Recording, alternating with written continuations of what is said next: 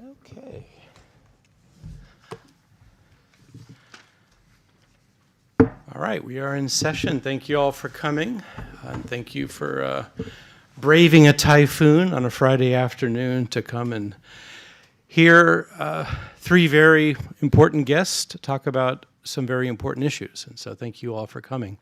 My name is Martin Fackler. I am the MC of today's event.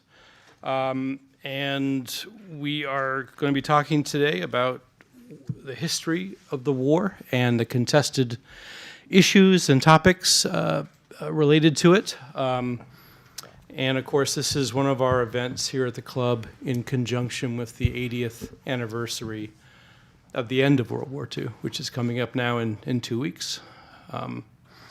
So without further ado, let me introduce our speakers. To my right is M.G. Sheftall, Professor of Modern Japanese Cultural History and Communications at Shizuoka University. He's also written books about Hiroshima, Nagasaki, and also the kamikaze, as I recall. And he will be speaking here on Monday about his books. If you want to hear some more, I would recommend that you also join us then. To his right is Alexis Dudden, who is Professor of History at the University of Connecticut and is now in Singapore on what sounds like a very nice arrangement.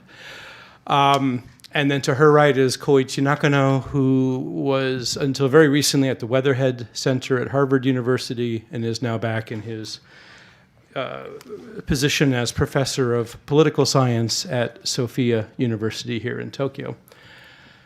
I know you don't want to hear from me. I know you want to hear from them, so I will yield the conch first to MG. If you would start off, each of our guests will speak for about 5 minutes and to frame things, and then what I'm hoping is that we have a discussion.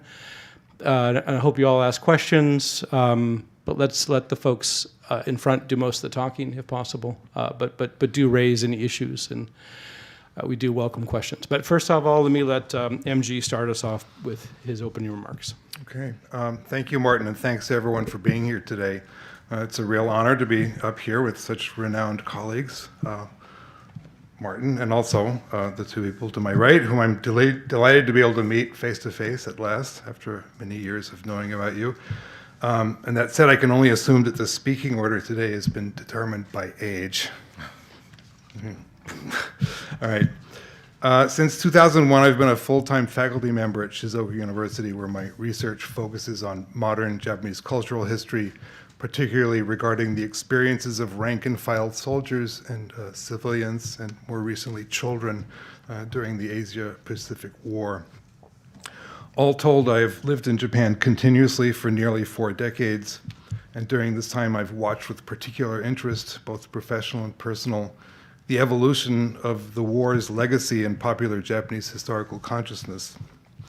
Among these observations, I think what is most salient for me has been the long, slow decline of once canonical and sacrosanct Japanese post-war pacifism, to the point where opinions that would have been absolutely unutterable in public, say 20 years ago, such as the desirability of Japan acquiring its own nuclear arsenal, are now openly expressed not only by anonymous online crackpots and sound truck screamers, but calmly and matter-of-factly by neighbors, co-workers, and students. What has changed? Well, geostrategic realities of the 21st century aside, I believe that one factor behind this collective memory shift is a natural process of transgenerational historical amnesia. During my years here, I've observed the slow fading away of the last Japanese, including immediate family members, with living memories of what life was like in wartime Japan. And for various reasons, personal and cultural, too many of these witnesses to history have left without passing on these memories to their children and grandchildren. But I also believe there's willful political and ideological effort behind this amnesia. One example of this would be the gutting by conservative politicians and educational policy bureaucrats, both at the national and local levels, of peace education programs about the horrors of war, particularly the horrors of Hiroshima and Nagasaki, that for the first 3 or 4 post-war decades were a central facet of civics curricula at elementary and junior high schools across the country. As a consequence, Japanese young people today know almost nothing about the war, or for that matter, much of anything about their country's history since the Meiji Restoration, outside of what they can glean from sensational manga comics, maudlin TV dramas and movies, and clickbait internet content. This historical ignorance renders these youngest Japanese vulnerable to the appeal of a sort of toxic nostalgia codified in what I call the Japanese lost cause tradition, the QAnon-worthy narrative of which goes something like this. Our once proud and beautiful country fought the Great East Asia War to liberate Asia from Western colonialism, but it was emasculated by the 1945 defeat and the Allied occupation's nefarious nation-building re-education project, which may have also had the backing of the Freemasons and the international Jewish banking conspiracy. We will never make Japan great again and get our beautiful samurai mojo back until we throw MacArthur's peace constitution in the wastebasket, undo all of the cultural damage of the past 80 years, and rid ourselves of the psychological baggage of war, contrition, and pacifism. When I was doing an oral history project in the early and mid-2000s with a Japanese war veterans organization, I had occasion to spend several years in close personal contact with, embedded, you could say, a community whose members bought wholeheartedly, desperately into this narrative. This research also afforded me an opportunity to get an insider perspective on the nexus of political players, media elements, and other cultural influencers promoting this narrative and pushing to see it inculcated into the identity and worldview of new generations of Japanese. There are, however, yet significant roadblocks to some final triumph of this long-game conservative campaign for young hearts and minds, which dates from the end of the Allied occupation and was a bedrock platform item behind the establishment of the Liberal Democratic Party that has ruled Japan for the past 70 years. And of these roadblocks, the legacy of the atomic bombs is, I believe, the biggest and, at least so far, most insurmountable. But this roadblock has a significant vulnerability. It depends on memory and a sense of solemn reverence. Some years back, I watched a YouTube video of then Prime Minister Abe making a speech at an August 6th memorial ceremony in Hiroshima. On the page, in the comments section, one viewer comment caught my eye. It said, "こういうのは一体いつまでやらなければならないのか? How much longer do we have to keep on doing these things?" At first, I could not believe that any Japanese person could say such a thing, and I dismissed it as the work of an internet troll. But the comment stayed with me, especially the number of likes, of thumbs up that that comment had received from other viewers. After giving this more thought, I came to realize the source of the angry poster's agita. Hiroshima and Nagasaki memories are lost cause kryptonite. They are utterly incapable of being glorified and romanticized, and their bottom line message that war is literal hell and must never be repeated is irrefutable. On a related note, if you want a reliable barometer for gauging the ideological slant of any Japanese player in public war memory discourse today, look at whether or not they emphasize in Hiroshima and Nagasaki in their rhetoric. Lost cause narrative champions never do. Since 2016, I've conducted an oral history project with Japanese, Chinese, and Korean Hiroshima and Nagasaki atom bomb survivors, or hibakusha as they are known in Japanese. Early on in the project, I had the great fortune of securing the cooperation of Nihon Hidankyo, the national hibakusha organization that would later win the 2024 Nobel Peace Prize, in introducing me to hibakusha who are willing to talk about their wartime experiences. Since I wanted testimony from people with detailed memories of 1945, my interview subjects were already in their mid-80s or older when I first approached them. The handful who are still alive in 2025 and whose precious and irreplaceable personal memories have yet to disappear into the mists of advanced age are now in their mid-90s. They are quite literally the last witnesses of Hiroshima and Nagasaki, the last living human beings who can give firsthand testimony about these cataclysmic historical events, serving as messengers of peace with unimpeachable moral authority by reminding us of the horror of nuclear weapons. Thank you. Thank you. Okay, Alexis, can I, Absolutely. Is this on? you get the conch. You are. Excellent. And thank you. And it's an honor to be, a privilege to be here today again. And it's especially noticeable to follow a speaker who has just published an excellent book because their words are well organized. And please forgive me if mine are a little more haphazard. But I think that's actually the theme of what I've been thinking this summer, which is this sort of haphazard way both the media and my profession, professional historians, are picking up pieces of the 80th, because so much is happening right now which demands our attention that it sort of seems a luxury to be able to reflect and think, oh, that really was horrible. And I'm thinking here particularly of my excellent colleague Akiko Hashimoto's work, came out 10 years ago, Japan's Long Defeat, in which she recognizes three distinct groups in Japanese society and the particular ways that 1944 to 1945 is remembered. And collectively, there is a sense that something, as Akiko puts it, disastrous happened in the past. And how one takes apart that disaster. And that connects very nicely, I think, or dovetails with MG's notion of the lost cause.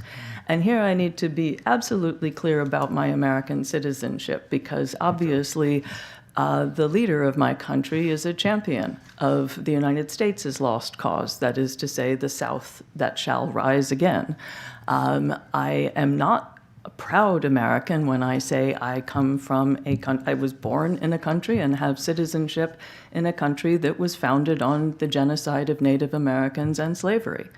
My current leader would deny both of those events and not use those words. In fact, he and his Project 2025 people are seeking not only to take that out of American public education, but make it illegal to do so.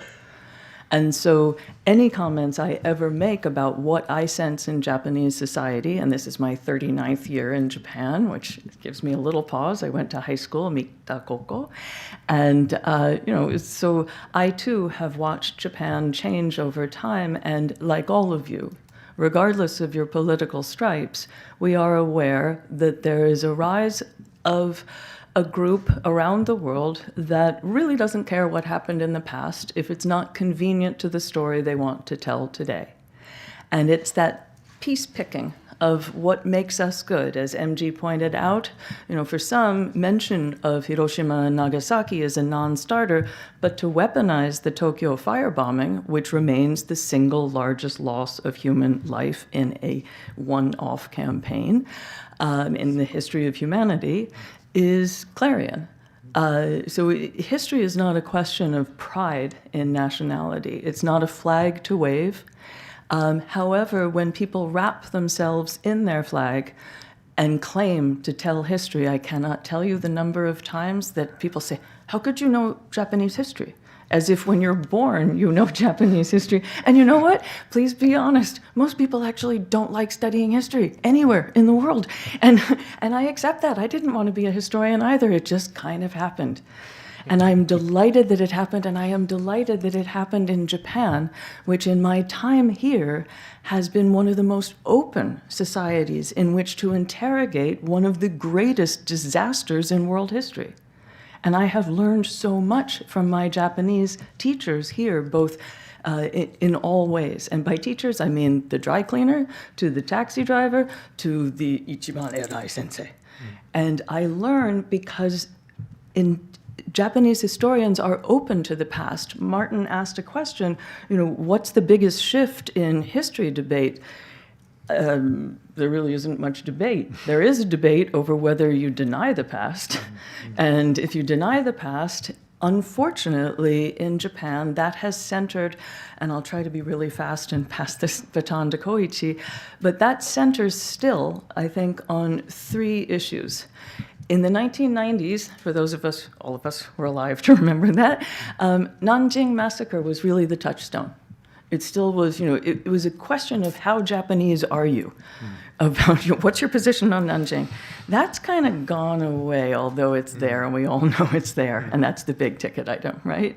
But that was supplanted by the explosion of taking a side on the issue of the victims and survivors of forced militarized sexual slavery, iwayuru comfort women.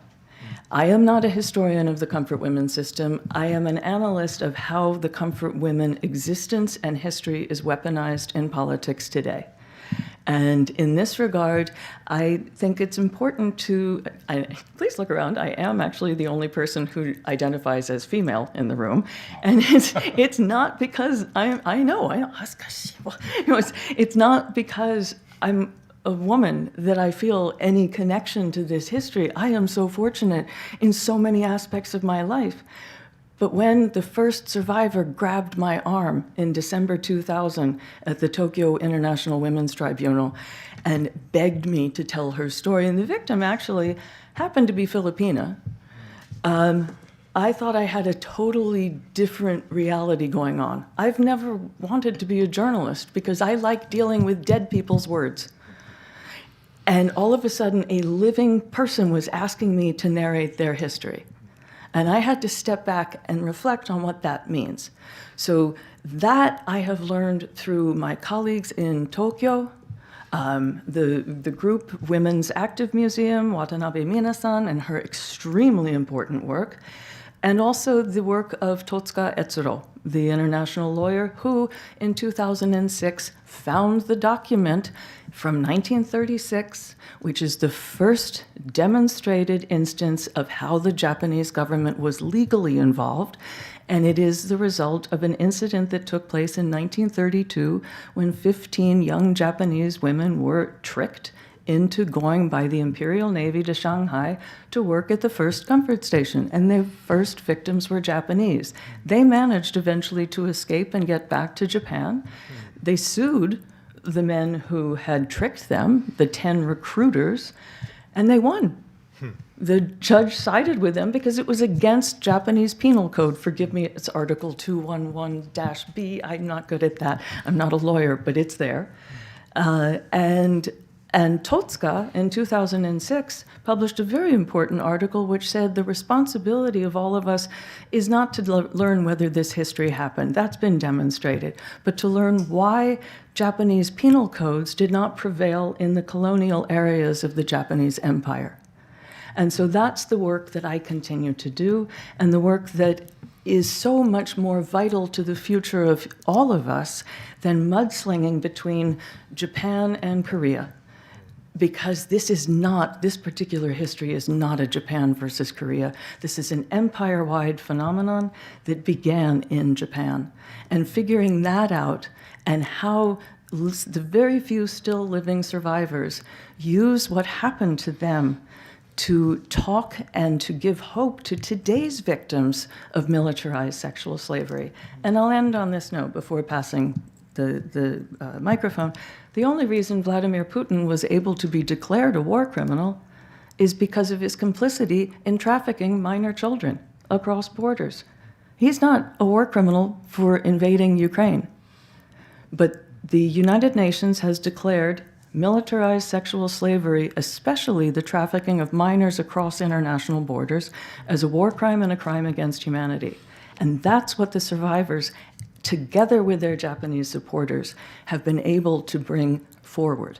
So it's important when you study an atrocity to see what learning from that atrocity can do positively in the future. Otherwise, there's no point in learning from the past, in my humble opinion. Koichi. Take it away, Sunshine.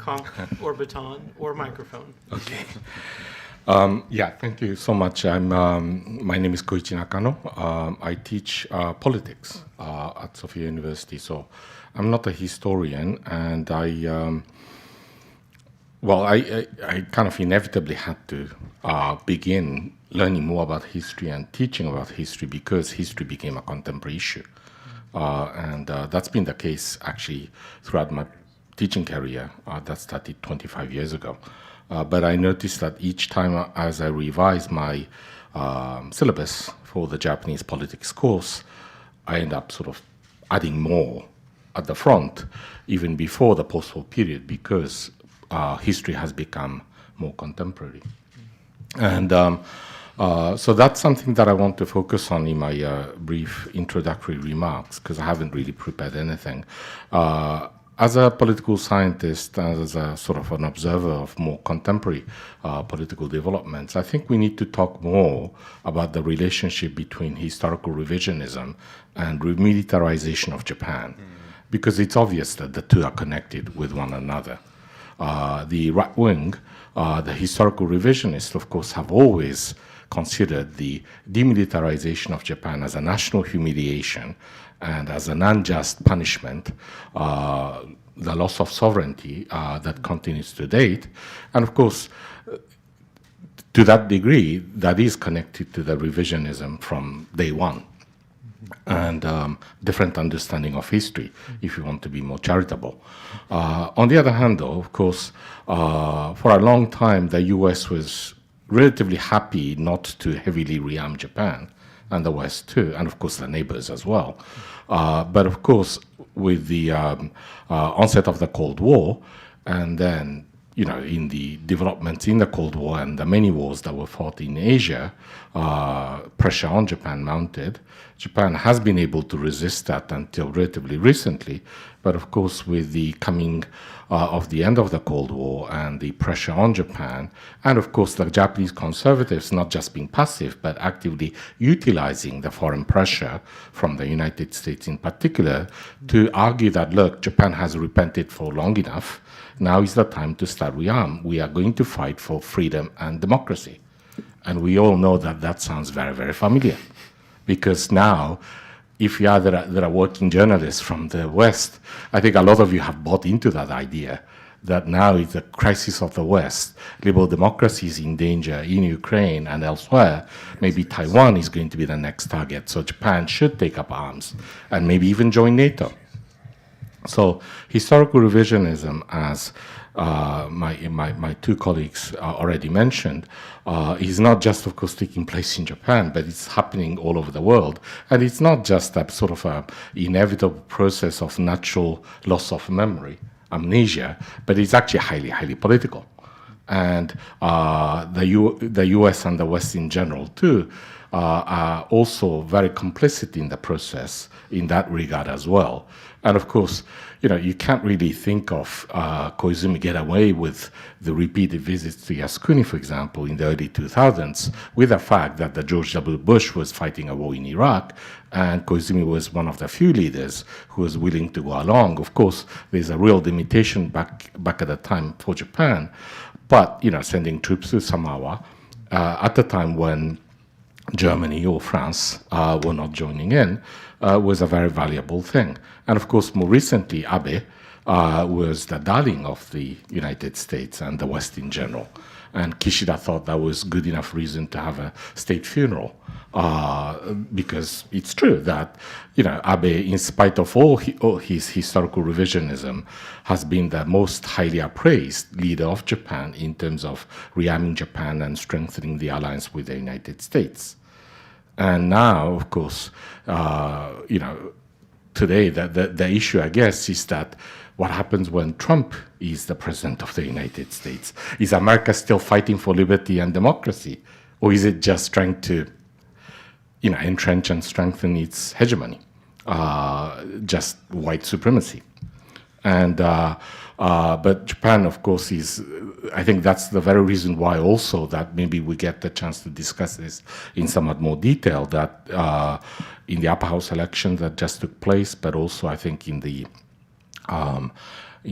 more immediate future, I think we are going to see a lot of power struggle within the LDP and beyond it on the conservative camp between those who want to keep up appearances and want to continue to argue that Japan wants to rearm. Maybe historical revisionism is a bit of a hobby, but it shouldn't be the main thing.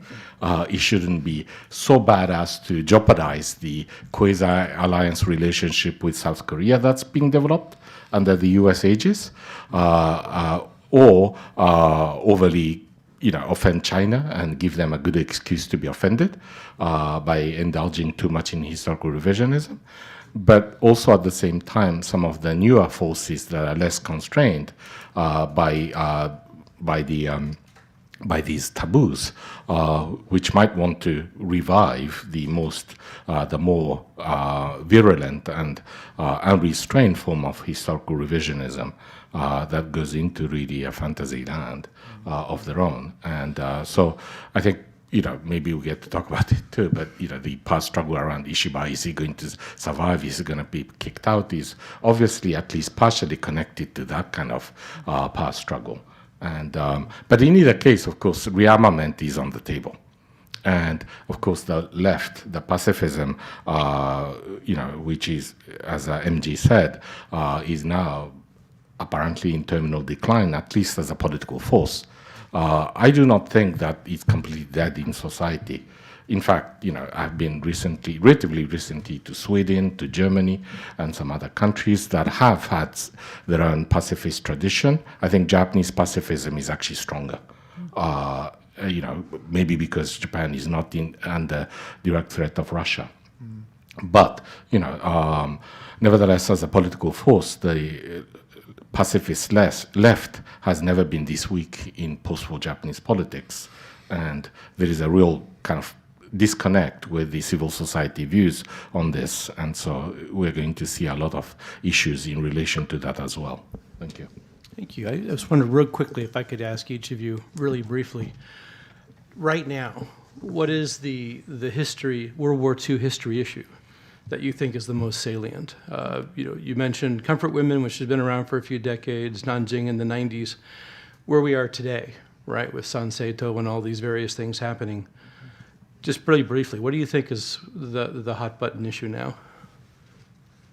Each of you, just in order. Right. Yeah. Well, obviously, I have a personal prejudice about this, but I would say it would be the Hiroshima and Nagasaki, and what I sense is an active intent on the part of the establishment to move away from sort of making that sacrosanct eternally.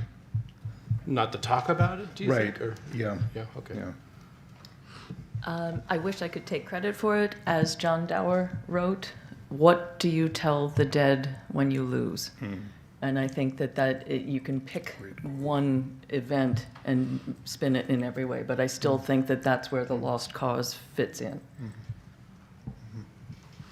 Yeah, that's a good question. I mean, I kind of agree with MG in the sense that the issue of whether Japan should acquire nuclear capabilities has been more openly discussed, even before Sanseito and all that. And of course, Abe also talked about the possible sort of nuclear sharing. And, Ishiba also takes the view that, well, at least he used to take the view that, Japan should form a sort of East Asian version of NATO. And the idea was, of course, connected to nuclear armament as well. And so politically, I don't think it's still possible, but what they're doing right now is to expand the parameters of the maybe not acceptable but accepted range of discussions, and that's how you create a new normal. So I think that's what is happening. The Overton window is moving to the right. Yeah.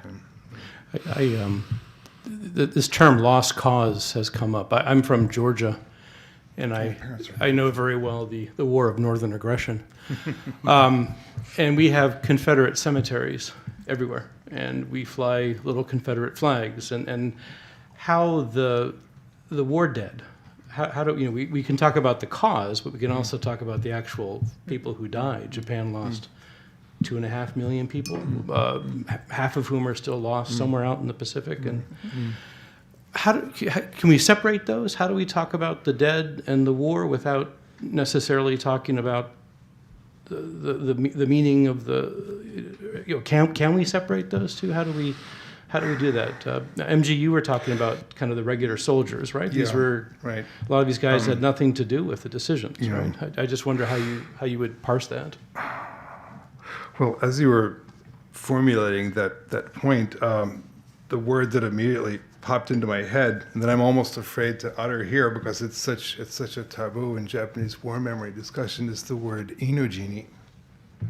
Are you familiar with this phrase?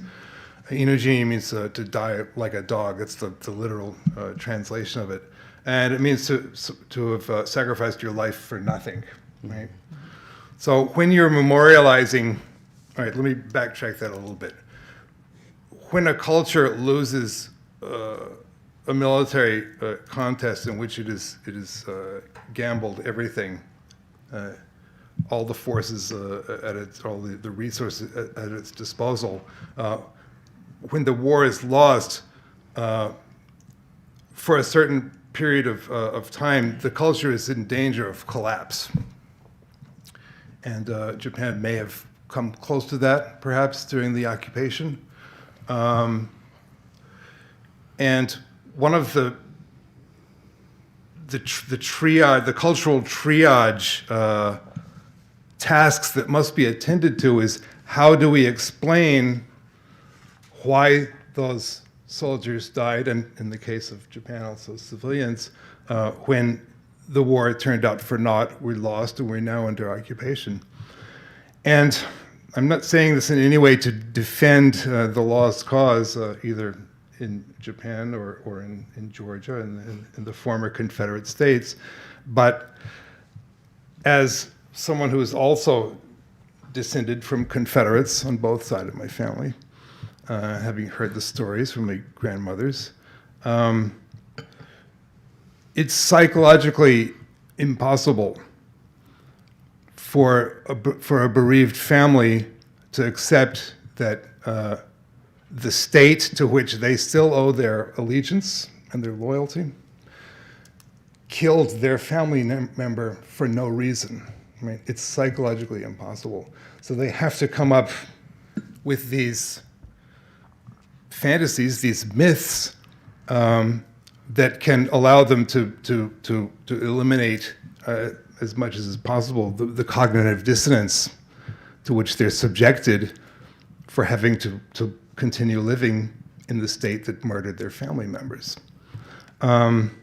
So I can understand where that comes from, and I would certainly, I have never openly criticized groups like, for example, the Izokukai, the National Association of War Bereaved, because I'm aware of that psychology operant in their own psychological profiles. However, I do not think that the myths that they came up to avoid having a nervous breakdown or to avoid committing suicide out of grief and agony, I don't see the need to pass those on to younger generations that have absolutely nothing to do with the war. Right? And it's difficult to look at that happening and not see it just as just crass political manipulation of the worst kind and quite dangerous when that's being done in the context of discussions of maybe bringing nuclear arms to Japan. So, Thank you. So, just to keep this lost cause idea going, I am from the North, which is a wildly racist and slave-holding part of the United States. And this is true. There were slaves in the plantation across from where I grew up, but we didn't have that in our history books. But in Japan, in Tokyo, maybe 25 years ago, at a wonderful used bookstore, I found a book by Karl Marx, Marx and Engels, The Civil War in the United States. I didn't know. We all know about Das Kapital, right? I didn't know Marx had been a journalist. To pay his rent in 1863, he was a stringer from New York. And he taught, there's a great line in it as he observes news coming out of the South, which is the South is not territory. The South is an idea. And that helps me a lot deterritorialize where the dead are, who the dead are. And I'm thinking particularly in the effort, the cave digger effort in Okinawa, the Gamafuya, because I find this effort so important because as we know, and that connects into the remilitarization, right? Because we need that sand to build Hanoko to nowhere. But the efforts to find the bones of all dead, and those bones are mixed Japanese soldiers, Okinawan civilians, American soldiers, but to be able to return the pieces of the dead, I think, Martin, is a way to separate the actual war from fighting the memory. And just the response that the Gamafuya people have received from around the country when, finally some DNA evidence has linked grandfather to a family in Aichiken or, Aomori. Why was he there? And why did he die in vain? But at least we brought him home. And, exactly, you don't need to convey the hatred that fuels a race war, as that was, to the next generation. In fact, that's all our responsibility, is to de-racialize this stuff.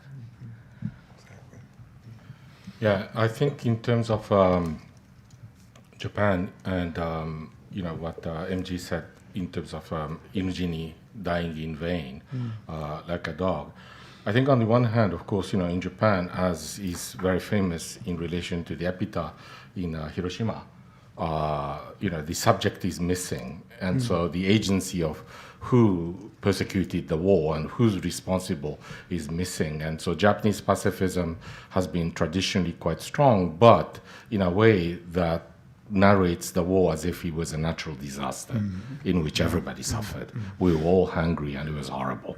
So it shouldn't be repeated ever again, which is true, but also missing a large part of the agency of the Japanese in terms of the persecution of war. But what is missing is not just about the Japanese side, but it's also about the American side, and of course the American war crimes, because America is now the replacement of Hirohito, the Tenno. And so you shouldn't speak ill of the new masters. And so that's another issue that the historical revisionists have really struggled to talk about, because on the one hand, they resent the Tokyo War Crimes Tribunal, they resent and they want to elevate Judge Pal from India as the savior and as the true Asian and all that sort of thing. But at the same time, they can't really put their finger on these damn Americans who punished and who hanged fallen heroes to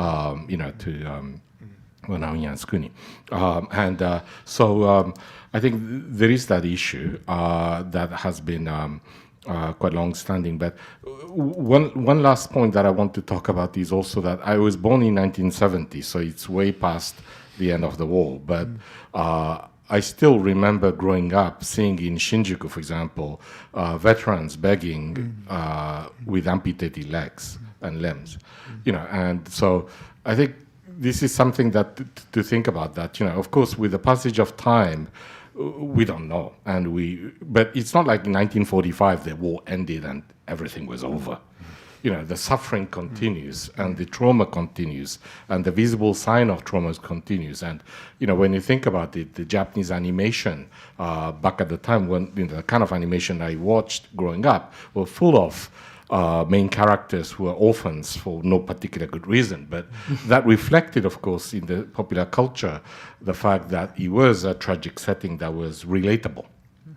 And so I think, this is something to think about in terms of not repeating, in this age of forever wars and, the prospect of, a nuclear war, Third World War, being promoted not just by the conservatives, but also by the liberal hawks, who are thinking that they're fighting a just war, and without having a real prospect of how to end these wars, and the senseless suffering.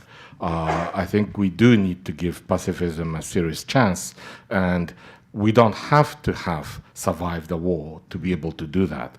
I think we have imagination, we have knowledge, we can learn about these things. And some countries do better than others. And Japan is not particularly good at this, but it's not impossible too. So I think, the journalists and the teachers, I think, have a big role to play. Okay, I would like to open the floor to questions. We are short on time, so please make it a question, not a comment. David, and then you go next, all right? Can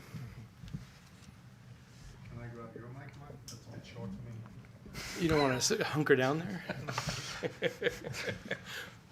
Thanks for coming today. My question is about the emperor. We've avoided talking about him so far, but some of the right-wing parties, Sanseito in particular, say they want to bring the emperor back into, if not the center of political and ideological life, at least back in some measure. I've just been checking what it says in the Sanseito Manifesto. Japan is a nation in which the emperor and the people are one, is one of their sort of statements. So I wonder if this emperor issue is past or if it will re-energize in the current political climate. I'm tempted to ask a second question, but I'll just throw it out there. Can war with China be avoided is really what I want to ask, because it almost seems like everybody on the left thinks that some sort of conflict between China and America, possibly Japan, is on the cards at some point. So maybe you could say something about that if you have time. Identify yourself, please, David. Oh, I'm sorry. David McNeil, I'm a freelance. Thank you. Let me get the other gentleman. Can you also ask your question? Go ahead and let's just get both the questions. Thank you.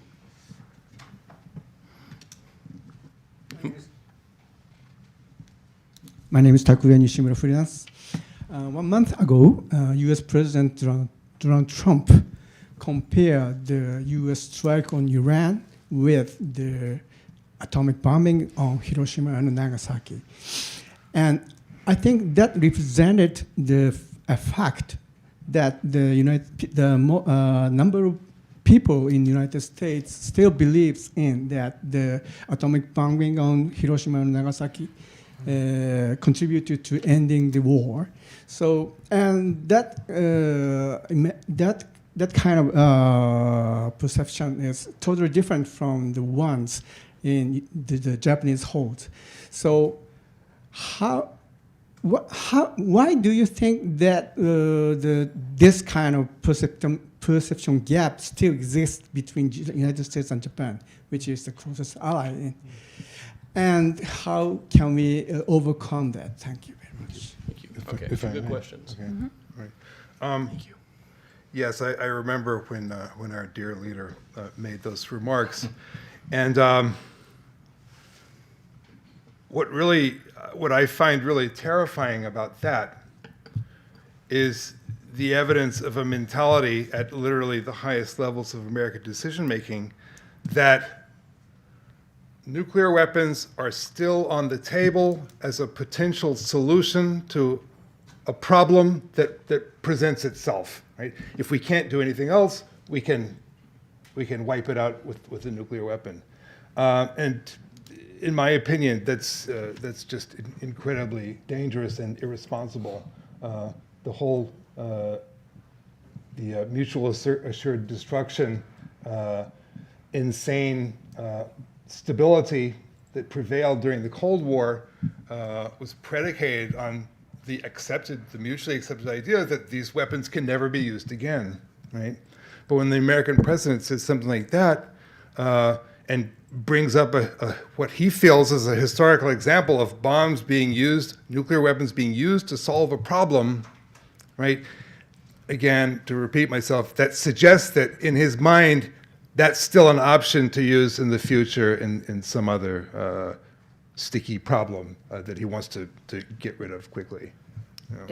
If I could just build on that really quickly, I'm sure you may be very familiar with this history, but it's the first major instance of damage control in the United States, right? In 1946, As John Hersey's Hiroshima began to be serialized in Reader's Digest, very popular in people's living rooms, the presidents of Harvard and Columbia and several other important white guys, decided that, quote unquote, Americans would lose their appetite for nuclear war, and made a concerted effort through the publication of Stimson's essays that, we needed to man up, as it were, and steel ourselves for a nuclear future, which went hand in hand with Walt Disney's campaign, My Friend the Atom. And so it was immediately transformed from something that killed people to what was going to be the savior of humanity. I mean, in all disgusting ways. And as you say, not only is this a gap between American understanding of the good bomb, which, forgive me, this is the only time I really do feel un-American. But there's no other country in the world that has textbook sentences the way U.S. textbooks justify it. I've had numerous Japanese students over many decades say, we couldn't translate this into Japanese. And I've had German students, French students, like, what do you guys ascribe a moral valence to those two bombs, at the expense, of course, of spending time with the firebombing campaigns, and knowledge of that is wholly not just denied, just empty. But if I could quickly answer David's question, of course war with China can be avoided because it hasn't happened yet. I mean, I know that sounds really naive, but all war is not inevitable until after the first bullet is fired. And so everything we can do for the future not to have that war is the future of humanity, and that's what scares, I think, a lot of American planners, and why the Mideast is where they test things, because any war here is all nuclear all the time from the beginning.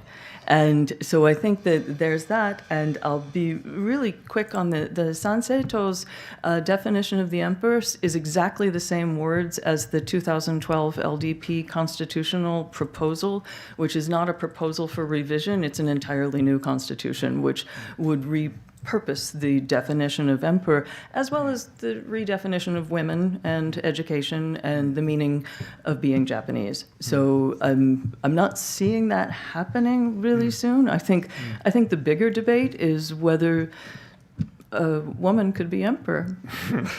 Or a female member of the family. And I think that that's something I am very much enjoying teaching in Singapore. Singaporeans, and I know this is racially essentialist, Singaporeans love Japan. There is absolutely nothing Japan can, which, given what happened there in 1942 to 45, it's kind of astonishing. Talk about amnesia. But Singaporeans just can't understand, well, but she's a princess. Why can't she take over the country? So, I mean, that gap, I think, will have a deeper resonance in Japanese society. Sorry. No, I'll try to address David's questions. And with regard to the emperor, I think, this is a joke that if you're a communist and you want to abolish the monarchy, you want to preserve the status quo, right? Because that way the imperial family will die down eventually, and they will run out of male successor. And so that's the easiest way to abolish the monarchy. And of course, some of the more rational conservatives notice that. And so you don't have to be a Republican, you don't have to be, a liberal necessarily to want to change that. And that's the biggest headache, I think, for the right wing. They want to preserve something that doesn't exist and that is not viable. I think, Sanseito's proposal or whatever is also, I think, I don't know, for more the kind of thing that, that politicians tend to put out to please the core supporters, but that have very dubious value in terms of winning elections and also ever becoming real. But I guess, some of the hardcore supporters love hearing that, and they get mobilized this time against the LDP, which they thought that were becoming too soft in the absence of Abe. But of course, Abe's earlier predecessor, Koizumi, is the one who looked into this idea of a female line of succession. And I think in spite of Sakihito being available, some of the more rational conservatives want to preserve the imperial household, want to discuss this. And I think actually, I don't know why, but Noda, the leader of the CDP, is one of the keenest conservative in the opposition, but want to really get into that discussion. And so I think, in the conservative establishment in Japan too, there is considerable resistance to that kind of crazy talks that is just not sustainable, and that lives in the realm of the myth.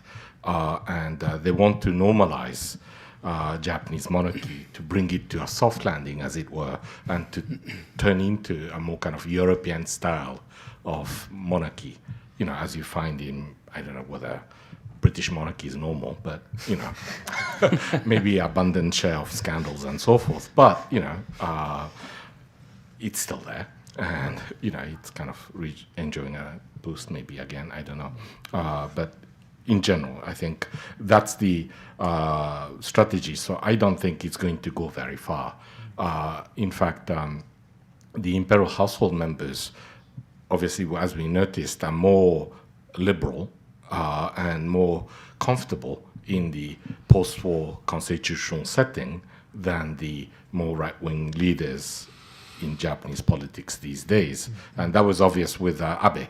And the decision to abdicate early, of course, was related to that too, right? So the guy who was raised by American Quaker, I think, Nani, wanted to be normal. He's a human, so he wanted to retire and he wanted to pass on. And Team Abe didn't want that, right? Because, he's an organ. He's not a live human being. He's not somebody who's aging, right? And so he just needs to be there so that they can use him. And so humanizing the emperor was a big issue, and that's why, in fact, the retiring emperor made the unconstitutional move to bypass the prime minister, because there was no real dialogue, it seems, and appealed directly through an NHK to the public, which is a very political act that he should have done. So he broke the constitution to preserve the constitutional framework in a way, and we didn't talk all that much about it, but it's actually quite bizarre when you think about it. And so there was that. And in terms of the war with China, I think even the more hawkish Japanese, except for the really crazy one. And, I'm trying to sort of draw the line between the conservative hawks and the crazier revisionist. And there is a fine line. So I'm not saying that there's a complete separation, but it's already back in, I think, late 1990s, 2000, we started to say, Takaha no migi ni bakaha ga deta. So there is Takaha, the hawkish, and then the Bakaha, sorry for the language, but, crazy types who are really not even in the normal realm of the hawkishness, right? And so except for these, crazy types, I think the conservatives are into this idea. And I noticed that when I was in the US that, because the Japanese all of a sudden are very fond of this idea of deterrence. And but the conservative hawks generally try to stick to the idea of deterrence, in that remilitarization is in order to deter a war. In America, I think deterrence is really not for deterrence, but it's actually, very smoothly going into a first strike or whatever. And so it's just rearmament. And there is a sort of idea that Japan needs to support the United States so that it can bully China into submission. But the scenario that China get provoked as a result and then gets into a war is something that many Japanese conservatives haven't really given all that much thought about or want to talk about, because that's another word in Japanese these days. People talk about keisen noryoku, so the ability to continue the war is missing in Japan. It's an island country. It didn't win against China in the 1940s. How on earth do you think Japan is going to be able to win a war against China today? And that just, this is how crazy it is. And so for Japan to try to sort of prop up the United States so that China doesn't start a war, it sounds like a good idea. But if there is going to be a war, then Japan will be a war zone. and it would be devastating, and he would not be able to win or even decide when to end it, and therefore it's a nightmare. And so I think there is still a chance that it will be avoided, and maybe Trump is going to be willing to strike a deal with Xi Jinping. He likes dictators, right? So he communicates better, and if he's given I don't know, maybe a dozen golden golf clubs or something, or a contract for Trump Towers in China, that's a good deal for him. So I think there is a real chance that in fact Trump may be able to strike a deal with China in mutual benefit. It's global capitalism. It's about making money, and so why waste money with a needless war if you can strike a good deal? So in fact, in that regard, it is actually possible that prospect for peace of a kind in East Asia, maybe at Taiwan's expense. I don't want to sort of sugarcoat this. If I were Taiwanese, I'll be very, very worried right now, and I think they are very worried. But I'm not sure what they can do. I have a question from. You have a question too. I have a question from online, so let me ask you. Do you want to come up and ask your question too? We can ask them both. We're running out of time, so we probably should ask you to keep these answers brief. The question online is, you've spoken about this rising crescendo or support for the lost cause idea. What are the social factors, political factors? What's behind this? Why is this lost cause rising now? Do you want to come up quickly and ask your question, please? And identify yourself, please. Yeah, my name is Diederik. I'm a Dutch journalist writing for a Dutch newspaper and magazine.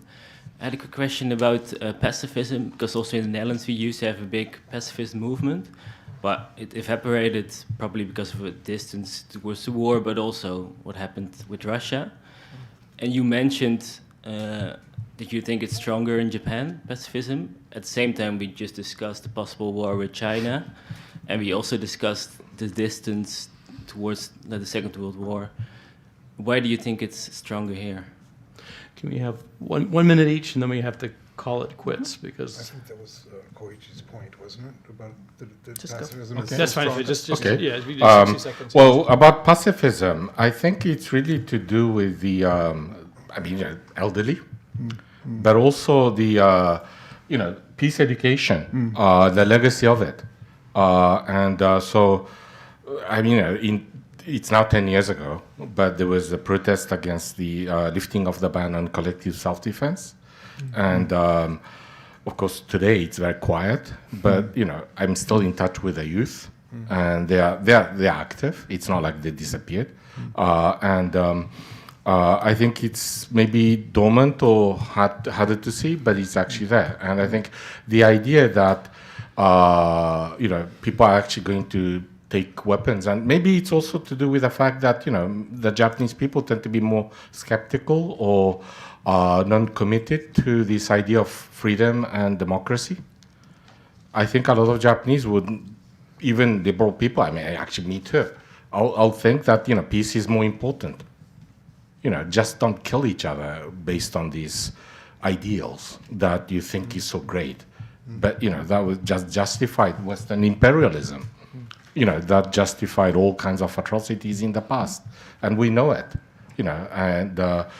So I think in that regard, the fact that it's more foreign may be pushing the Japanese people tend to be more skeptical about these ideals that are worth supposedly fighting for. And that may be, a central reason. But I think it's really not in a textbook way, but it's still there, passed on to a certain segment of the younger generation as well. In terms of the lost cause idea, what is behind this? I think it's really to do with this sense of, and I think it's not just in Japan, it's everywhere, victimization, that, people have a sense of deprivation. and for good reasons. I mean, you have the billionaires lining up with Trump, and basically, global capitalism. The fact that people think that being greedy is okay, and the rich and powerful just enrich themselves, I think are pushing a lot of young people and a lot of people thinking that this is a disaster. Maybe they should just rock the system. And that is a big part of the reason why there is a rejection of the liberal order.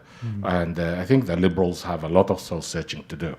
I think the neoliberal sellout is really the reason why they are in such a dire strait right now, and the world is in peril. Thank you. I'll try to be super fast. I've actually never described Japan as a pacifist country, and maybe it's because I grew up in a Quaker area of the United States, because Quakers don't fight war, they drive ambulances. And Article 9 does not disallow Japan from defending itself. And there's a big difference between being a committed pacifist and just not wanting to wage the war outside your borders. And I think that's the really key factor. And it came up very clearly during the debate on collective self-defense. I am not a huge person for statistics, but the question was posed in the Asahi Shimbun, I want to say somewhere around May of 2015. Would you defend Japan? Yes, of course, we'll defend Japan. Are you ready to go to fight war in Afghanistan? 4% said yes. So it's just the notion of having to fight America's wars, I think, is very, very key to blend into the notion of what drives Japan's pacifism. Because I think that is a lot of the war atonement, is embodying Article 9. We did something disastrous in the past. We're not going to wage war abroad again, but we will defend our territory because we are Japanese. That's interesting. And so, yes, absolutely, the notion of deprivation that drives this sense of lost cause, which also connects into how to debate what Japan is militarily. Jobs, economy. And I want to leave with two things. In 2015, when the debate over collective self-defense was going, then Upper House parliamentarian Konishi Hiroyuki said, okay, we have this great military. Why don't we become the world's first military for climate change? Like, why don't we use the self-defense force? And I'm just throwing these ideas out because it's not as if Japan has to go from 0 to 60 to militarize, and that's what most of the rest of the world doesn't know, especially Americans. They're like, oh, they have a military? I thought we beat them. It's just embarrassing to be an American. But the other thing, just a question to pose to journalists, especially Japanese journalists, and feeling Japanese, what happens if Trump's deal with Xi Jinping involves attending the September 3rd commemorative event in Beijing and standing next to Putin and Xi? And I just wonder what that would be a national response, because it is in the air. He hasn't said no. Interesting. All right. MG, you have the conch for 30 seconds. Okay. I think that one of the great failures of the Japanese left over the post-war period has been in their failure to raise successor generations the way that the right has.